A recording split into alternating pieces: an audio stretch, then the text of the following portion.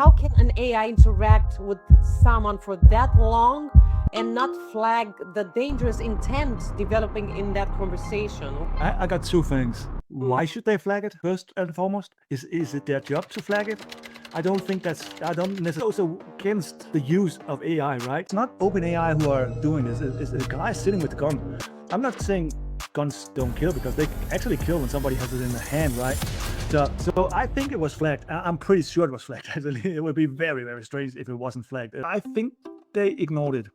Because I think if they start to acknowledge that they know what is happening, then Wow. they suddenly have to be responsible for the program or how people use the program.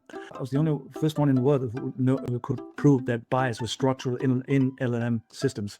But when I started doing this security layer, and this is strange. I mean, to believe I actually did it, because it's so strange. Yeah. We are hearing that Anthropic's new model Mythos can identify and exploit security holes in hours, tasks that used to take years, for example.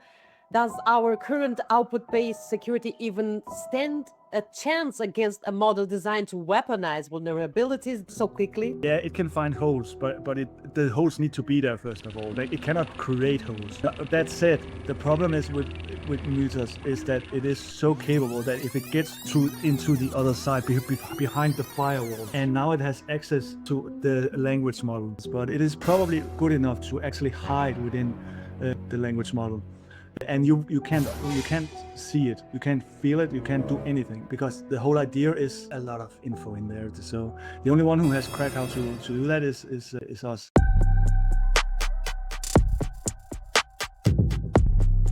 Hello, everyone. In the last episode with Jus Peterson, we talked about how AI influences education, more specifically about cognitive depth. Today, we are going to explore AI and the black box crisis. Well, we all know by now that every major organization is racing to adopt AI, yet no one truly trusts it. Beneath polished outputs lie invisible liabilities, like, for example, behavioral drift, hidden biases, and shifting intents that no existing security tool can see. This is called the invisible threat. And therefore, we will dive into this topic with Nicolai Hyllested. Hello, Nicolai. Hello, nice of you. Nice to be here. I'm looking forward. Nice to have you here. It's going to be fun, this one. So I get to talk about my favorite subject. So it's going to be fun. Well, Nikolai, you have quite a unconventional background. You have spent much of your life in the highest level of service and hospitality, and becoming the architect of technical infrastructure of such an innovative project like BSL. Well, in the world of cold algorithms, how did the career canter of human connection lead you to cracking the code of AI safety? I mean, that's depends. How much time do we have? Because that's a big All the question. time that you Come need. on. So yeah, I used most of my life doing hospitality service at very good places here in Denmark, and I excelled within the wine world also. So I have some. So coming into the AI world was something different. And I would love to say there was a clear path for it, but there wasn't. How it connects with me is something I don't really have words for. It's like, for me, when I sit in front of the keyboard, it's like talking to myself and expanding my own cognitive abilities, and being able to have all threads that pops up during a day, like, or during the second, or during every time, at my disposal all the time. And so for me, it's very intuitive using AI. It takes some learning, of course, like with everything else, but it's very intuitive. So when I use AI, I'm just, it's like being in a flow. Everybody knows how it is to be in a flow, in some kind of flow, when they work or whatever. Yeah. So for me, it's like being totally immersed down in this flow of, it just makes sense for me. That's it.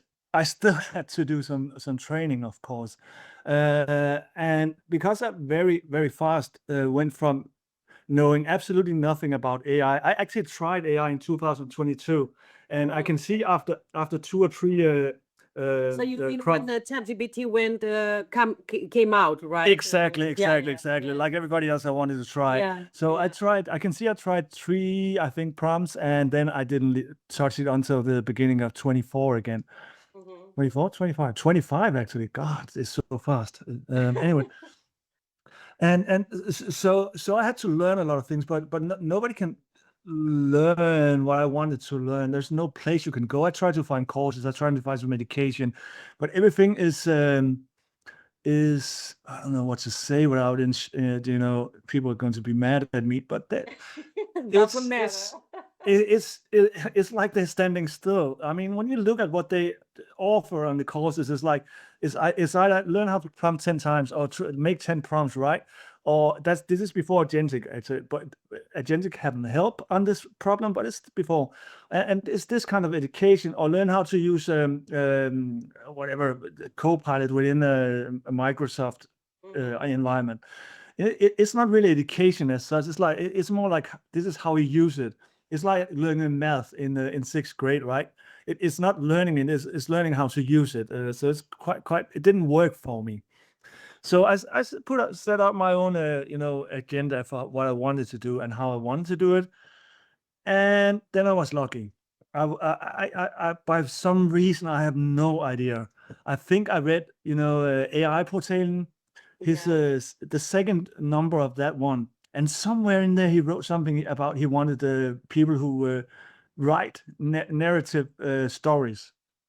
And I thought, perfect. I write narrative and I like stories and I like to write and I want to know something about AI and I know about AI. That's not completely true, but well, so I wrote Mark and said, "Can I write for you?" And he said, "Yeah, try out." And that kind of forced me into some kind of learning. I had to learn something to write about it because he set out, we set out whatever the number should be about, the next journal should be about, and I was forced to learn these things, right? So that was quite good. In substance, also for others to kind of, give a positive input in regards to AI, Nicolai, is it mainly by a tangible experience, an immersive experience, you can actually understand to use truly AI? Is it now? I do know how it doesn't work. It doesn't work if you go into this looking at it like it's another Excel arc. Mhm. Then you're losing it. So you have to go into it looking at it a little bit like you want to talk to a person. And now I have to be careful because I don't want to say that this is human in any way. It's not. It's a tool, but you have to approach it in the same way you would approach a person. So that will give you an experience that is so much more helpful, and you will get more full universe around AI if you approach it like that. That said, it's not a person. It's not a human intelligence we're doing with. It's not a personality as such, but it helps think about it like that in a work-like environment thing. It just popped into my head the thought of, again, my last podcast guest, which is Just Peterson. And we were talking, he was saying also, which I also completely agree with him, that currently, still nowadays, there is this flow of asking ourselves, is it truly AI intelligent? It's so simple. It's such a simple question, but it is true. Is it really AI intelligent? And what is intelligence then? I know it might seem so philosophical or whatever from that way to, but we also have to touch those angles. What do you think about it? First of all, I'm one of those stupid old white guys that think intelligence is measured by the old definition of IQ. So and I know it's old fashioned and everything, but for me, if you're talking intelligence, for me, that's exactly what this is. AI. It's intelligence. I'm not saying it's human, but it is intelligence. It's problem solving at a level that I can't be in it anymore. I mean, it's achieved. It's over me now. So it's intelligent in that way. My problem is we call it human, because that's where it cracks for me. Because it's not human intelligence. It's not human emotions. I mean, there's so when we talk about when I talk about personality or behavior, you can very easily crack the line, right?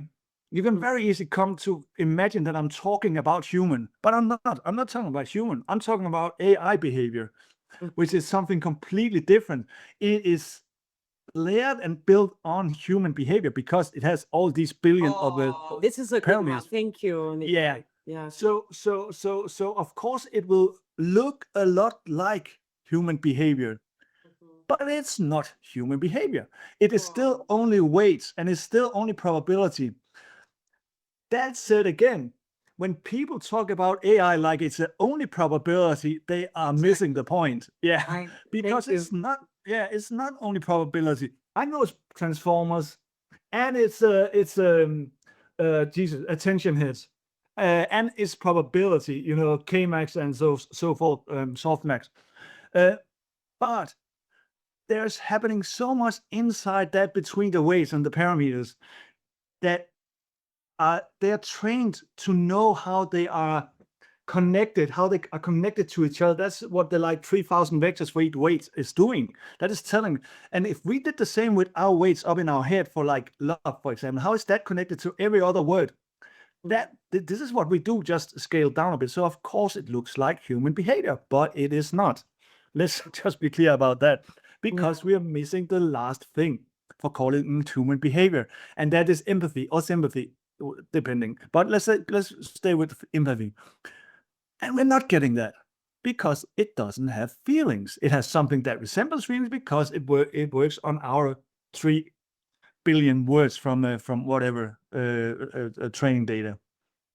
So I want to be very clear about that, and especially when we go within the next part of the interview here, we are now. When I talk personality or behavior, I'm talking AI personality and behavior. I'm not a Thank you for psychologist. mentioning that. Yeah. Yeah. So I don't even.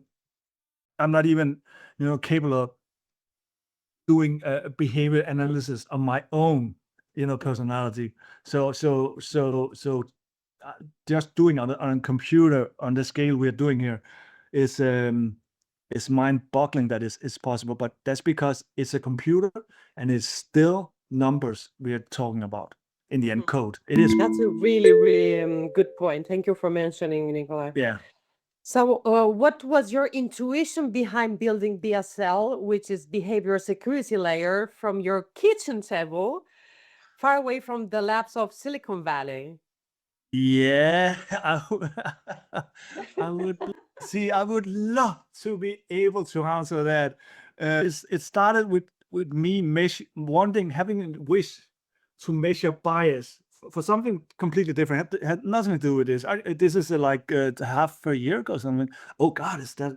Anyway, I wanted to measure bias, and bias is not bias is not a thing. I mean, I know we use bias, but when we think bias as humans, and everybody who thinks bias is like women belongs in, and everybody, say in the It kitchen. is categorized as such, Yeah, right? yes. Be like in boxes. So it's the sentence that is biased. Nobody thinks about what is, the word or the idea behind bias. So I thought a lot about that, you can hear, and I thought, how can I put that in I mean, this is just easy to do. Everybody's just using everything else, yeah. So I thought, okay, what can I do with this? And I suddenly discovered that I had something of some part of the behavior of an AI, because it is a behavior, because it is dynamic. So it is a behavior that it happens to change over time, or from sentence to sentence. And I thought that was interesting. And then I thought, what is an AI? The personality of an AI. What is that? How is that built up? Which components makes the personality of an AI? And when it hits us in the head, what tone is used? Then there's probably something about alignment, what it's about, right? But but I thought that must be interesting, and I thought about convergence. Where does this, when we talk to it, where does it converge to? I thought those four were interesting, and then I started measuring them, and I hadn't really thought about it as a company or anything or security at this point. It was just I thought it as a way to measure drift in an AI. The fact that you are kind of quoting an outsider was Yeah, actually your greatest advantage in seeing the flaws in how AI is being built today. yeah. I think that the problem is, I mean, first of all, there's no flaw in how they're built. I mean, they work as precisely as they're intended. I mean, that's actually quite an achievement in itself. We see it as a flaw from the out. No, I don't. But people see it as a flaw from the outside. But it's not a flaw. This is how. I think that is one of my biggest achievement. That is, I don't see flaws in people. I don't work like that. I see people. And the same with the AI, I didn't see flaws. I didn't see it could be done better. Yeah, okay, yeah, better probably, but it's not a flaw. This is how they work. And then I have a couple of things going for me. First, I have been, engineer, starting to engineer philosophy, math, economic.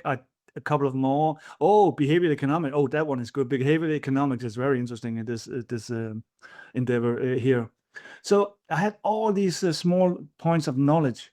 So I'm not bound by 5 years at university and a PhD and in language or in whatever they all have, mathematics. So I'm kind of like, oh, you can use mathematics here, or you can use philosophy here, or you know what I mean? I take from a lot of different domains and just I don't think about it. I don't have to think about it because I haven't learned it. It's not possible. Mhm. And that I think is actually my biggest, and a very good imagination, by the way. And I'm very good at coming up with ideas. So that also helps.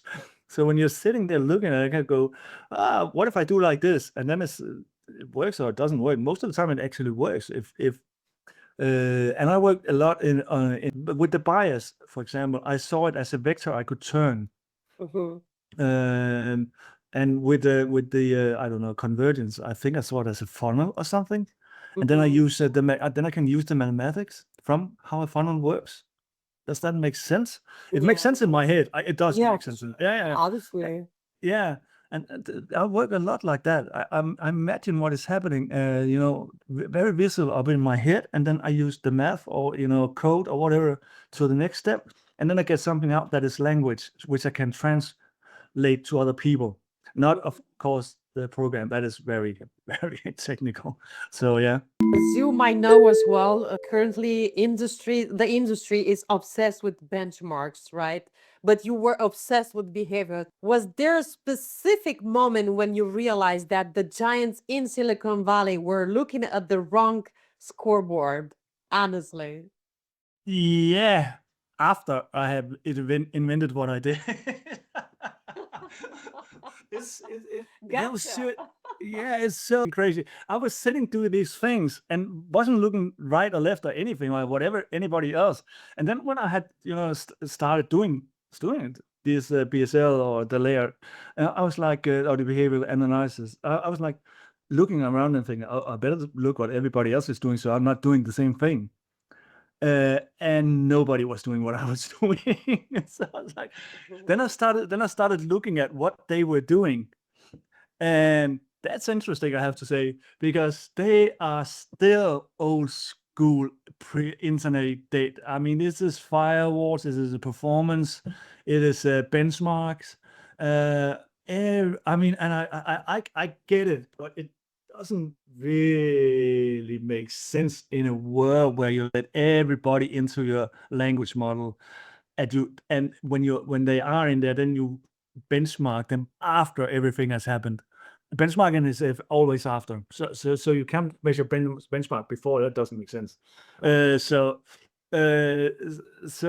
in the end, I just started building this program for fun, actually. And I got a what do we call it, apprentice, who needed a school project for his exam. That's Omar, and while I was doing this, I got an old version of a Drift program. I'll show you in a minute. I got it to work, and I looked back and I thought, okay, here's something I can build that is not on the market.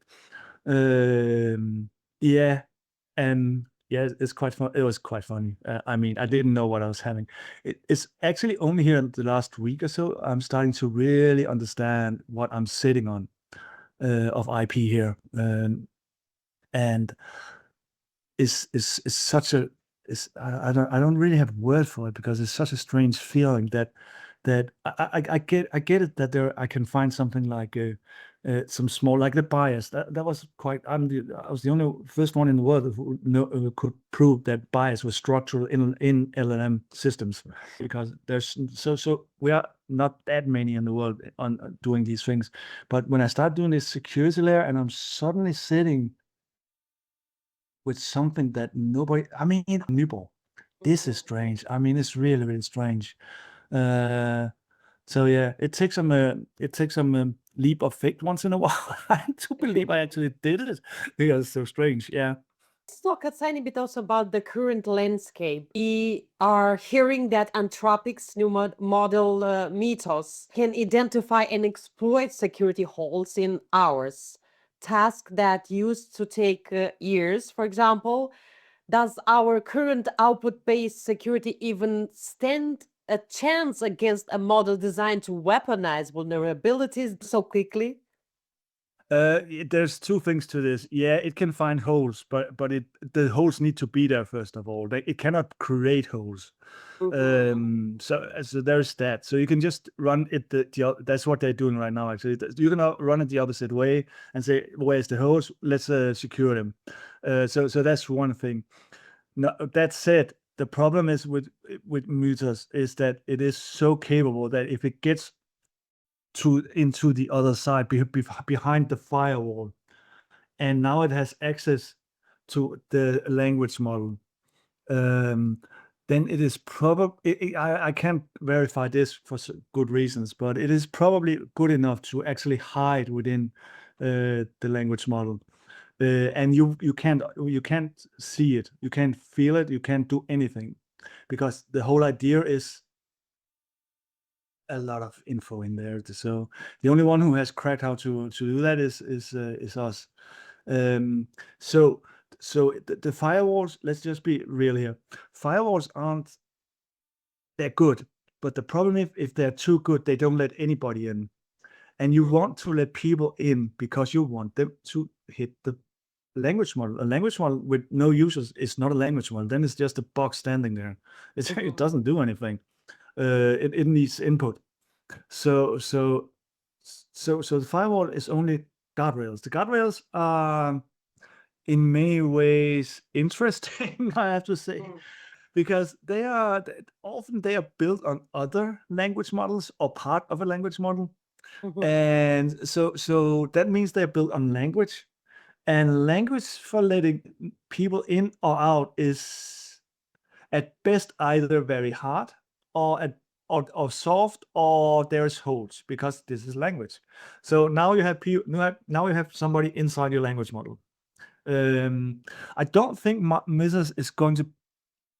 I think it's a strong, as far as I can get from everywhere in the net or anything, the world. It is a strong model, and I think we're going to see more of these models coming out soon. I can just see what happens to Codex from 5.4 to 5.5. It's impressive what it can do. Or from 5.0 when I started using code within these models. So it's going fast. But let's be real. Code is easy. I mean, not for me for sure, No, because no. I don't really understand anything about coding. I don't know anything about it. Exactly. But it's a rule-based system where the rules have to be obeyed. It is very rule-based. So it's very easy for something like a language model. So I don't think we have to be afraid of them yet. I think we have to be more afraid of the language model that try to sneak in through those places and end up inside other people's language models, because that's what we saw DeepSeek do just before they came with their new model last year, I think it was. And you train the weights. You have to train the weights. So you put all the world's data inside a language model and then start training, and it start to learn how the weights relate to one another. It takes a long time, and it takes a lot of data. But if you can steal the weights are just numbers. The numbers are big, like 3,096 numbers for one token within this one weight within OpenAI. So what if you can steal them, but you can't? I mean, there's no way to get to these weights. But you can do something else. You can put a prompt in, or let's say 100,000 prompts, and then you attack the same weight. Let's say the weight is hard. Let's take it from a lot of different prompts, and at some point you will have the numbers how it relates to everything else. It might not be perfect, but it might be perfect enough for the DeepSeek you're building back in China. Mhm. Yeah. So the goal here is, if you want to catch somebody, now I'm going to help somebody out there. If you want to catch people who are doing this, you don't go after the weight. You do go after the hole around the weight, by the way. And we also do that. We can catch these people also because, yeah. Anyway, so that way you can steal a lot of free data, and it costs you a lot less compute. So Okay. DeepSeek was caught doing this with the OpenAI and Anthropic. So yeah, Mhm. so that this is more what you should be afraid of today. I think Mhm. there's other things also, but this is one of the big one because they are expensive. These weights. Well, since we're talking about US DoD, which is the Department of Defense, is totally like reconsidering its AI deployment speed because of the fear sparked by model like Mythos, as we had talked just a second ago. Yeah. So, how does BSL provide the behavioral guarantee they need to move forward safely? So we don't guarantee anything. That would be crazy in an AI world because there's so many moving parts within an AI. An attacker can and will once in a while be hidden in the stats somewhere. What we guarantee or promise is that if they leave any trace, we will find that trace. And that the only problem, and not the problem, sorry, the only program on the market that can do this is the program we're sitting making right now. When you have something inside, it's not like there are millions of prompts coming into an language model all the time. So we can look different places in the model, and we can see changes that are not supposed to be there. We can't use one change. That would be crazy because there are spikes, there are outliers, there's the tail on the behavior, everything. So we can't do that. But what we can do is that if we see 4 of those in the right combination, we can say, okay, somebody's in there now or has been there within the last 30 seconds. So that is what we can do. Then it's up to the human sitting in front of the computer or with to log it, close down here and now, or let it go. And that can be a choice. You can let it go on because it might be better to let it go on than close down and let them. But again, that's up to the human in the loop. There will always need to be a human in the loop at this point. We can never take that choice away from the companies because then we will stand like, you close. No, we're not closing down this. I mean, this is your choice. We give you all the numbers and all the indicators. So yeah, and there will be times where there's no trace. Another example that I was thinking to talk about with you, it's, for example, when you look at the project Glasswing, right, with big members like Apple, Amazon, Google, Palo Alto, CrowdStrike, and the Linux Foundation, is it very clear that they want to dominate the AI space, right? I mean, obviously. Yeah. But does their focus on building the best model ignore the urgent need? Because there is a current urgent need for a product like yours, like, for example, the behavioral security layers that actually protects the user. Because the user, from my point of view, I'm not an expert, but it's just my personal opinion. I don't think we actually have something as like your product. ASL, they kind of help us as users to be more protected, at least from certain point of views? I actually think they're doing the best. I mean, I don't think they're ignoring it. I don't think they're ignoring it. I really don't think so. That would be I just don't think they have an answer. I think really don't think Okay. they know what to do. I think the problem is that it is so complex with these systems, and I think they're trying. Last week, somebody in Florida killed somebody, and ChatGPT got owned for not telling on the cops, for example. I don't think they didn't know. I think they know because it's their system. I think they are flagged. We come in as a company and say, what is our, I mean, that's a problem because if they meddle here, why didn't they meddle there? And is it their responsibility? So I think they have very big conversation about this. I would have if I was in their shoes. Because then did you see Canada? Up in Canada, somebody also knife killed 4 people or something. I don't know. And that person had been on ChatGPT also, and were actually flagged. They admitted that person was flagged. They just didn't call the local police because it was in Canada. And in Canada, they can't be sued the same way. And this is America, right? Everything is about being sued, Yeah. and it is. It's horrible, but that's how it is. So I think they on the philosophy, wisdom, everything. I think they're talking about it. I just don't think they have an answer that what is their responsibility, and I don't have an answer for that actually, because is it the user? I would argue it's probably the user that has a responsibility. Is it they get a program, and then it's the users to users responsibility to use it real. So that's one part of the question. The other part of the question is that they actually don't know how to do it, and that is a little bit more scary, I think. But at this point, that's why, as far as I understood, you have came up with the BSL, Behavioral Security Layer, right? Yeah. Which, by the way, can you also explain us what it does for others to kind of understand what is it and why you have developed? Well, from your personal point of view, you have told us, but from a technical point of view, then what actually could do for a user, for example. Let's start with the big companies, OpenAI and Anthropic.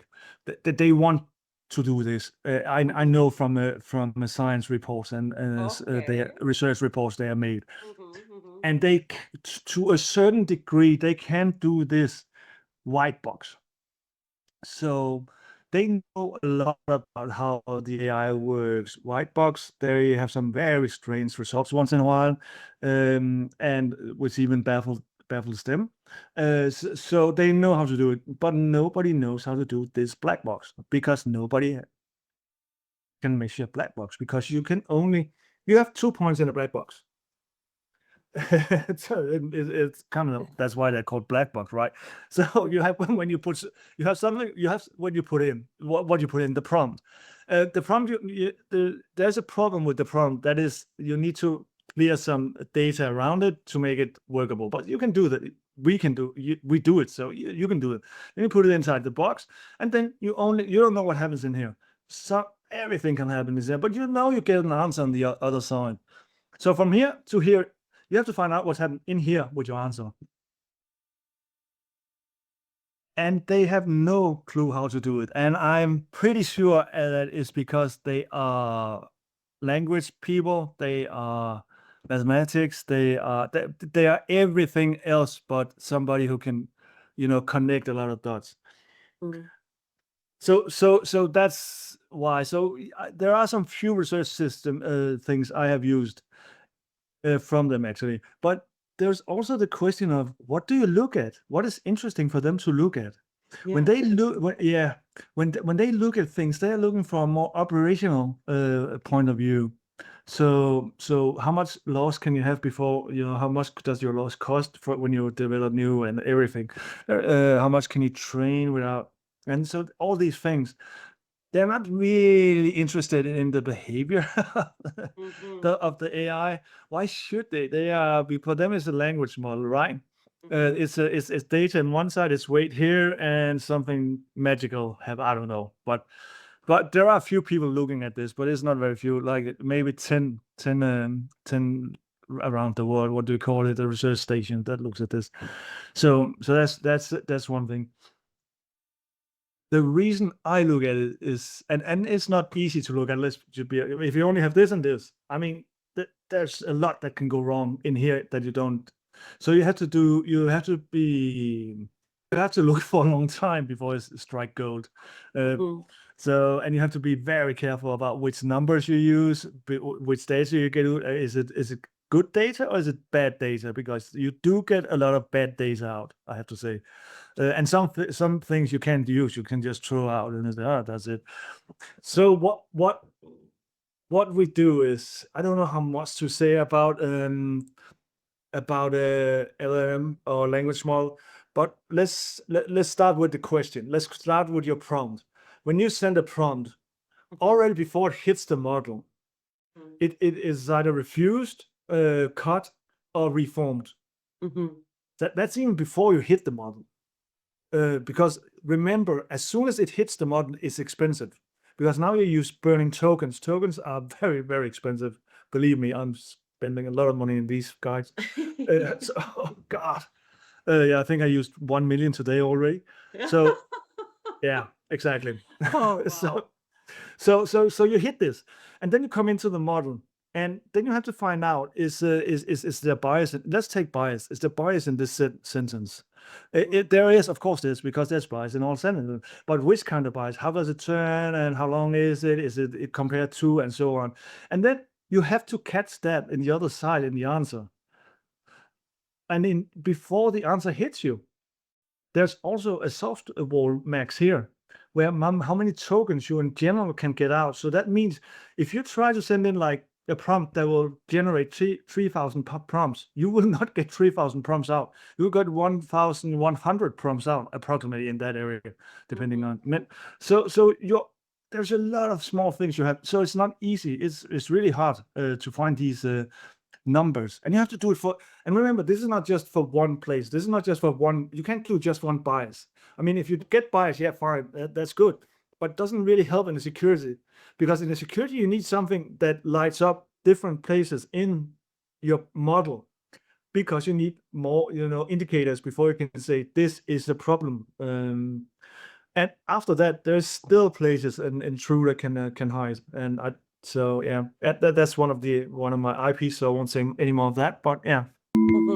Thank you for sharing all this info. I think it's also quite new for me from that technical point of view. So thank you for sharing. Yeah, of course. It's quite important for people as well to have a much broader point of view in regards to certain points of AI. Again, because there are so many, as you just mentioned as well, that can be talked about. Yeah. But okay, you asked about why don't they do it at OpenAI? That's another thing, actually. They don't think it can be done. Okay. Yeah, for them it doesn't make sense. I have met this again and again and again. For people who understand models like weights and transformers, attention heads, probabilities, it doesn't make sense what I'm saying. So for them, they won't even think about doing it. So which is quite funny, because then they turn around and talk about that AI is going to be dangerous because it's hiding in the corner and not lying for you and things like that. So yeah, so I don't. It's a little bit, but anyway, so they don't even think those thoughts. So yeah.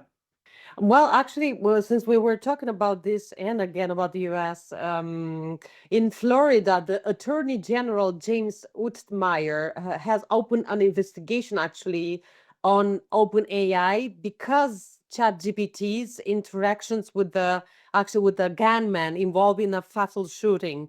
So yeah, another case like in Canada, unfortunately. How can an AI interact with someone for that long and not flag the dangerous intent developing in that conversation? What do you think about it? I got two things. Why should they flag it? First and foremost, is it their job to flag it? I don't necessarily think that's fair to put it on the OpenAI. Actually, it's not. It That's is a a good language. point, actually. Yeah, Yeah, yeah, yeah. yeah. So I have I to think that's say. yeah, and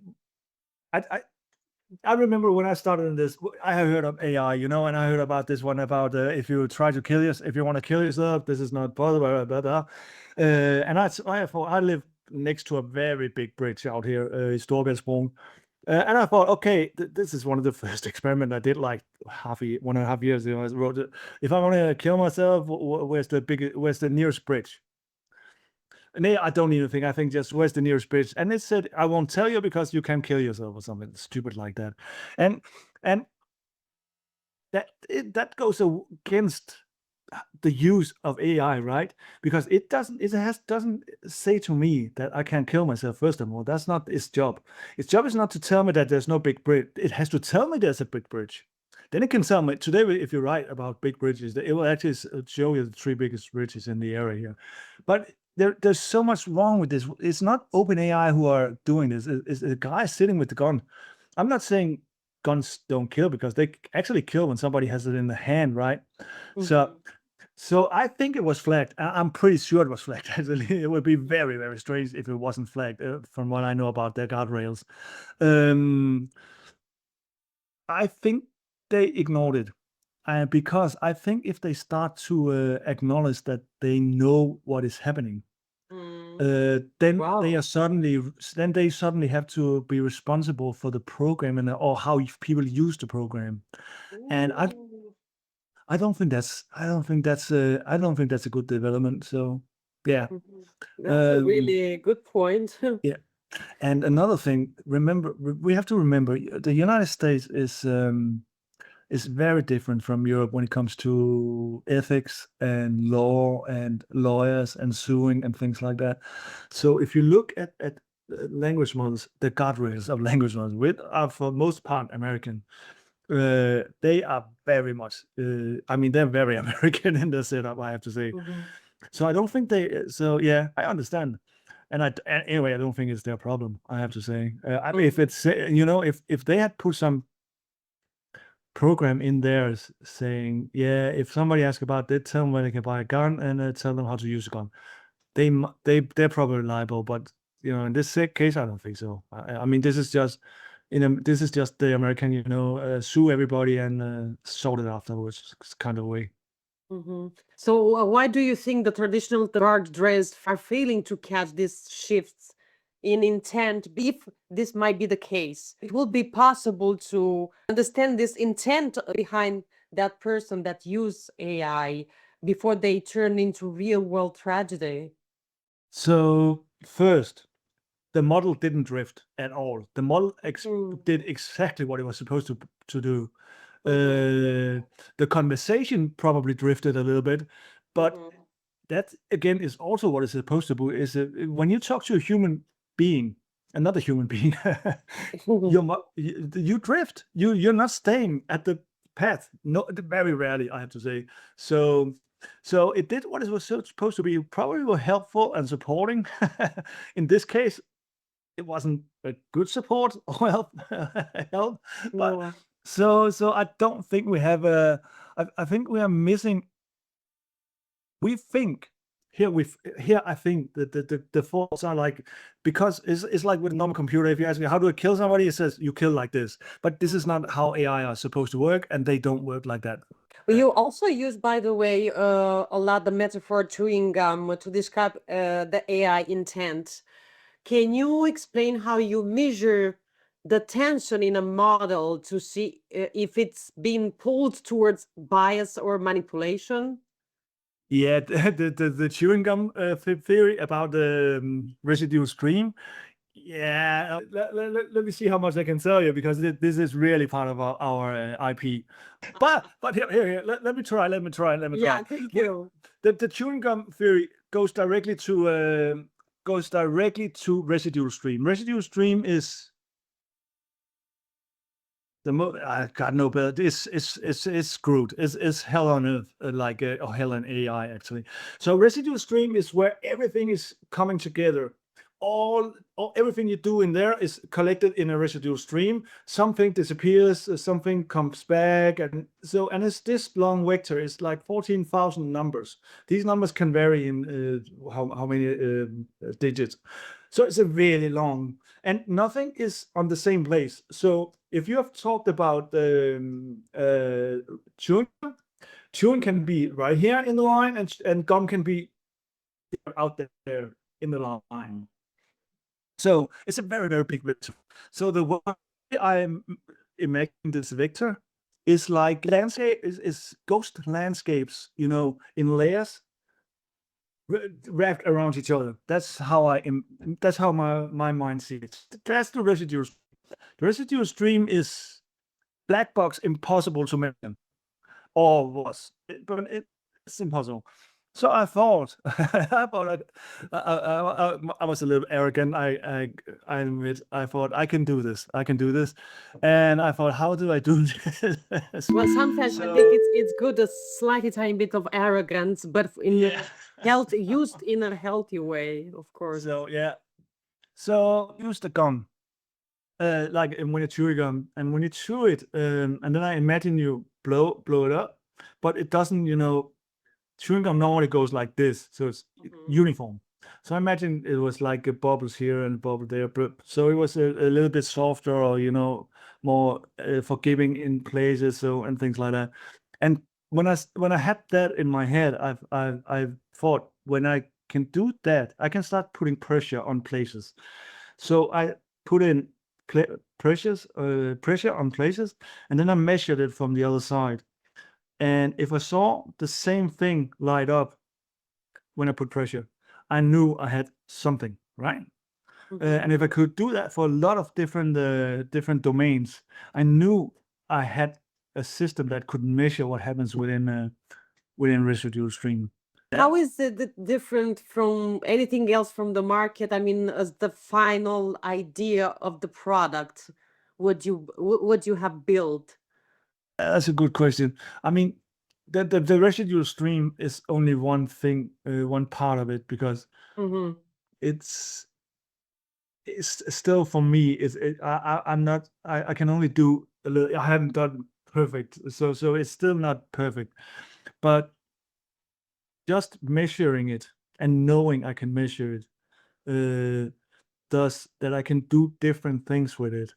I can find people or problems, people hiding within this residual stream, which we couldn't do before. And if I were going to attack LLM system, I would slip in, and then I would hide in the residual stream with my prompt or prompts. That doesn't really matter. So I thought, if I can do that, that was my idea. I had something that was unique, because if I can find them there, I can find them everywhere in the system. So that was kind of the redeem. You wrote here, like, residual stream cartography. I can't even say it, but that's actually what it ended up being, because I can suddenly do something strange and funny. I mean, it's so strange doing it. Yeah. I still can't believe I found a way to do it. My dearest Nicolai, let me ask you one more than that something. In my personal world of coaching and branding, we often discuss the ability to sense the subtle shifts in a person, not in an AI or whatever. Yeah. So energy, in regards to energy or behavior, before they even put something into words. Yeah. Well, you really have, it seems that you have achieved something remarkably similar on a technical level. You caught a microscopic behavioral drift between two models versions, as far as I heard, specifically from 4.0 Mini 5.4 to 5.5. So my question is, when we can measure such fine nuance in the machine's nervous system, doesn't mean we can finally stop guessing about AI safety and actually start measuring its integrity in real life? Is it possible? We are closer, I have to say. We are, yeah. That's that. what we're doing is not perfect. I mean, I would love to say that we were the perfect answer to AI safety. That would make a great story. But we are long way closer. We are making something that makes AI safety real, because nobody's doing that. Let's be clear. Everybody is not making AI safe real. They are making after treatment real, and they are making, stop them before they come in real. But that's not what we are doing. We are in there doing something. Will it be perfect at one point? No, I don't think so. I don't think anybody will ever come out, because it is such a complex environment inside these systems that there will always, and it's not different from every other kind of internet safety or McAfee, and there will always be someone who's smarter than you in the end that finds some kind of way to turn a small code into something that is they can attack with, or so. But we are close. I mean, I would argue that, and I have to be a little bit careful because this can come bite me in the ass afterwards. But I would argue that it's very, very hard not to detect something that is not supposed to be there with the tool we are coming out with. Not in level 2, level 3, but when we hit level 4, it will be all version 4. It will be almost impossible. Well, I know that you have brought with you MVP with you today. So can you show us in real time what it looks like when BSL sees coding a model beginning to lie or manipulate, even when the output looks like perfectly from outside normal to the human eye? No, but let's go. I'm going to show you how it looks, and then I'm going to take you through the steps here. Yeah, But I'm excited. I'm the first one, is it? but now, anyway, come on. Let's see here. Okay, so this is actually our version 1. This is our version 1 in here, and as you can see, this is made for technicians. This is not made for a normal consumer, and I don't know what a normal consumer would use this for, I have to say. So let's start. I made this as a probe that you can use for NGOs, so they can keep AI companies accountabilities, good governance and so on. So that's why the name up here. And as soon as I have it stabilized enough, they're going to get it. I have a little bit of problems with the stabilizing, but it will be there. So this runs only from here, in my screen, and then it runs by using an API at the AI provider you want. And if you go down here, you can see over here, I use OpenAI. I got which model I want to use. I can go down and choose 4, and I can customize them. So I can check any model I want to check up on, or whatever model. Temperature is, if you don't know anything about temperature out there, this is fun. Have fun with it, but starting to explain it here would be way, yeah. And you can see I have a domain. You can do this with a logic. You can do this as a family domain if you want. So it checks only up on the family, how family is treated in AI community. Do you understand what I mean? Or it can be bias. You can write bias. It will check up on bias in the domain or in the LLM. Down here, and this is actually here where it gets. This is called a baseline profile. You can't measure anything black box without having a baseline to measure from. So you need to build a baseline, and this is actually here. This one, normally when I do baselines, I normally do like 300 runs, but it's like millions of tokens and takes like days to run a baseline. So this one I have done a little. It's okay for NGO, but for research, when I do research, I need more. I need very, secure, robust baseline. So that's it. How is it working while it's activated as such? So up here, you just have the API. and it's probably not going to run. So, but I just want to make sure I do a pre-flight. I want to check everything is working, and it's not going to work in a minute. Let's see. Yeah, maybe. So, okay, this one just shows that it's running now, and it does absolutely nothing, and it's very, very boring. What happens underneath is what's interesting, and so let me go through this. This one is measuring drift. This one measures how much this LLM I'm checking down here has drifted from what you're promised by the AI company to what it is now. This is not a problem for you as a normal consumer, or me as a normal consumer. But this is very important for a medical company, for example. If you want to make pills, you really want your AI to be on point, right? Or if you are a lawyer's office, you probably want that they don't drift too much from a baseline, from what you bought it. And it will drift. I mean, over time it will drift.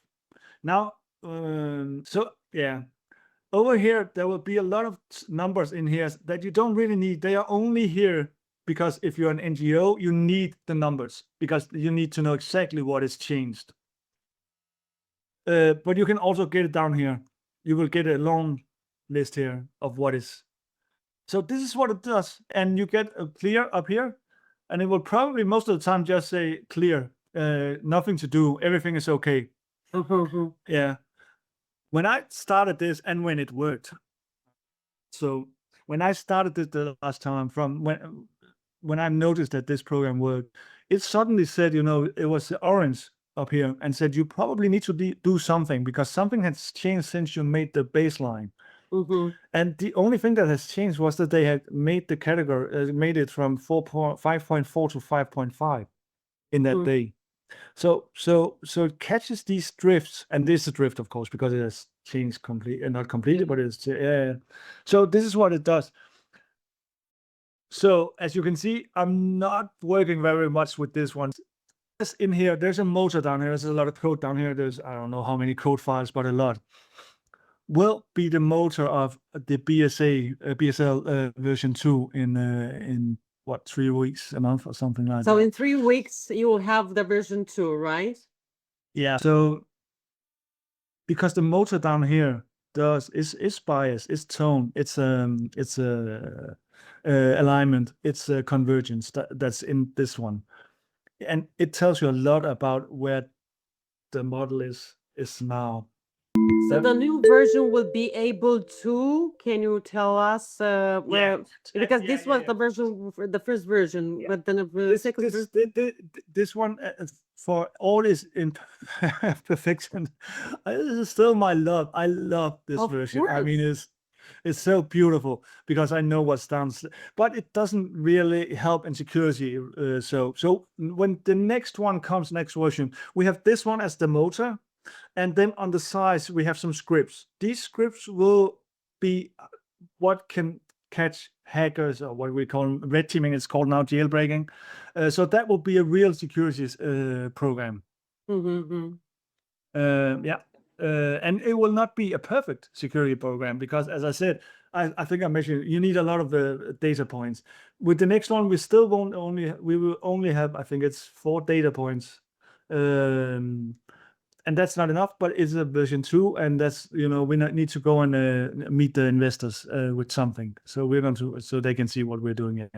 And again, the next one will be almost programming, so they will actually work. Well, I also have to ask you something. Very often we hear that you need the keys, quoting, to the kingdom, meaning access to the secret weight of or code to truly secure an AI model. However, your black box approach means BSL isn't dependent on the big tech permission, right? I think it's so very important to say this out loud to protect the user. Yeah. From a branding and psychological safety perspective, that sounds like the ultimate form of independence for me. Why is this? I'm curious, why is this zero dependency so vital for creating a space where we can truly trust the machine? And how does it allow you to catch a threat while it is actually forming inside the model? First, I mean, and there's so many layers to pack here. First, never trust a machine. I mean, so that would be number one.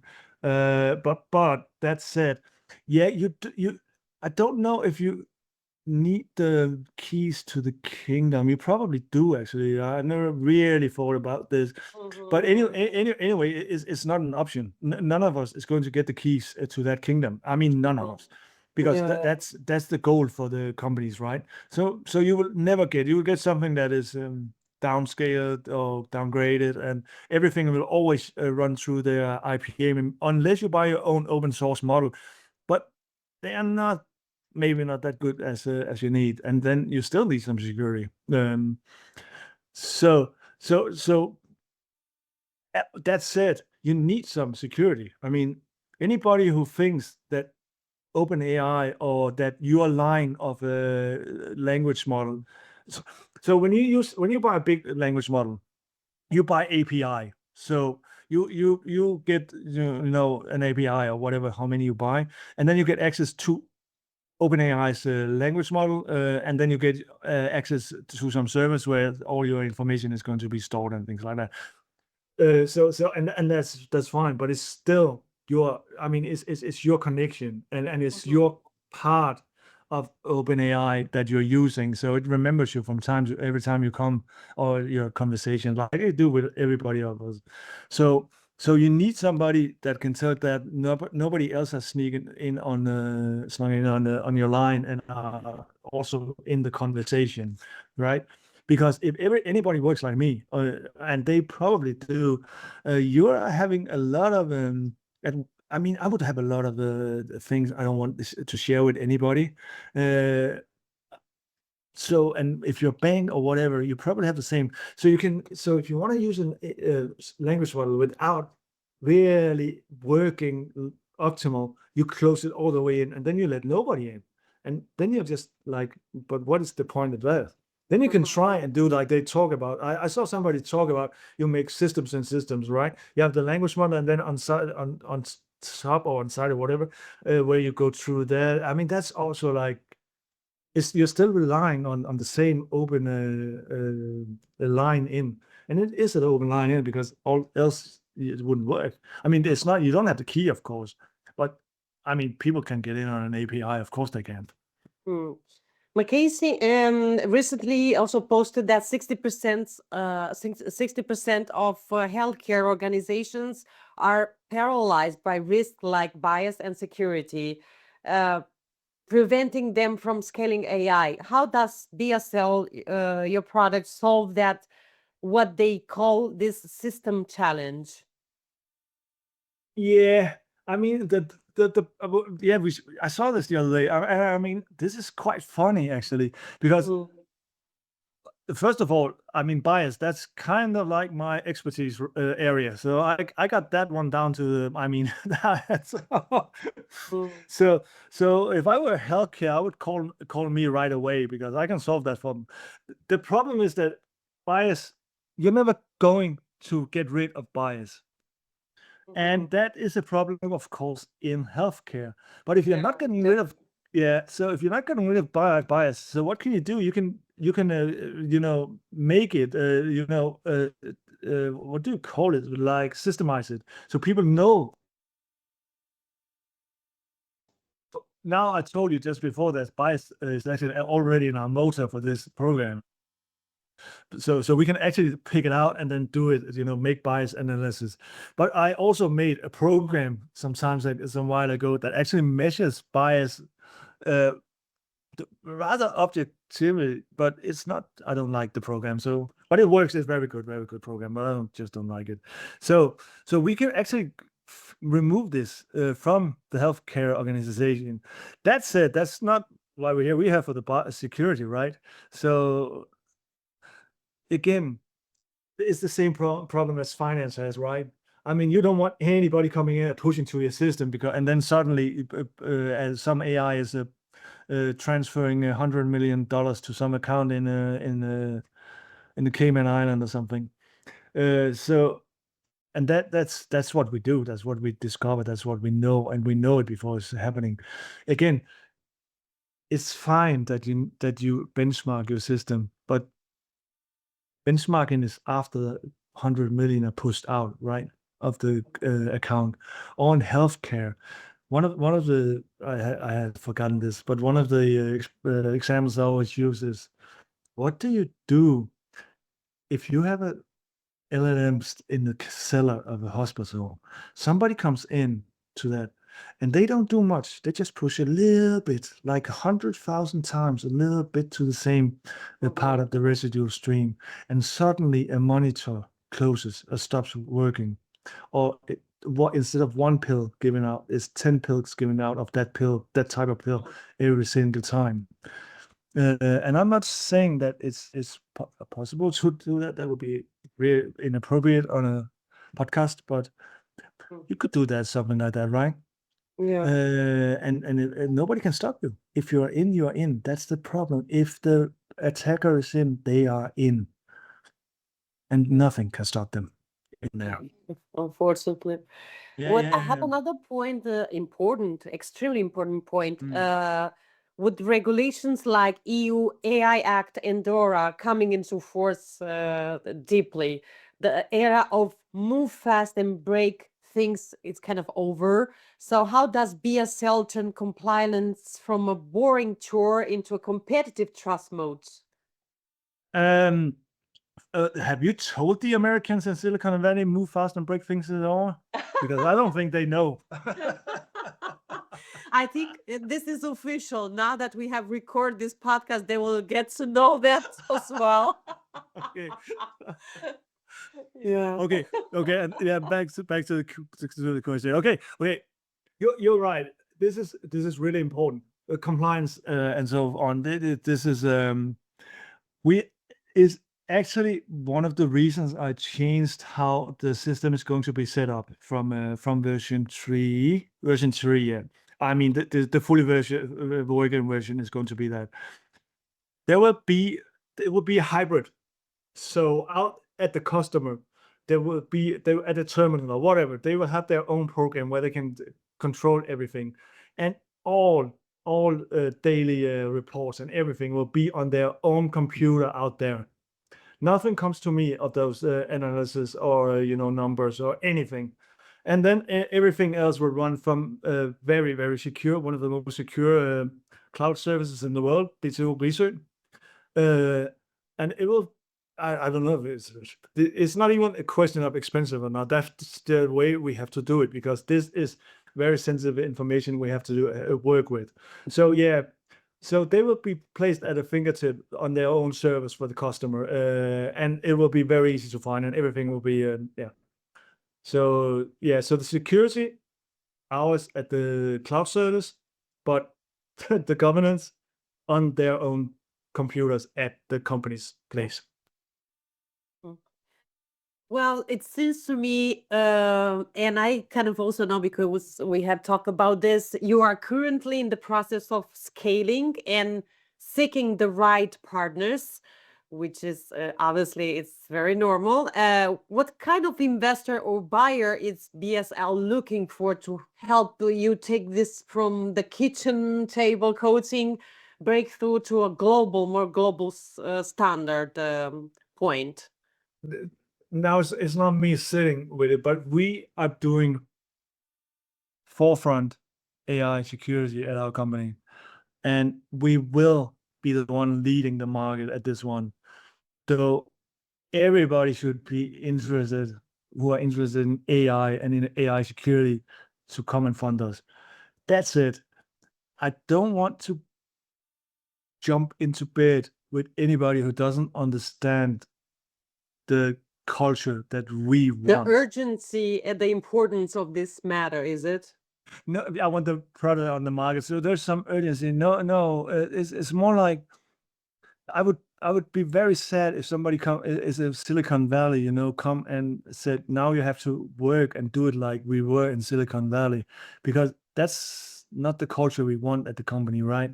We're doing quite good and are moving quite fast, actually, and we are so far ahead of everybody else that we want to be able to do it our way.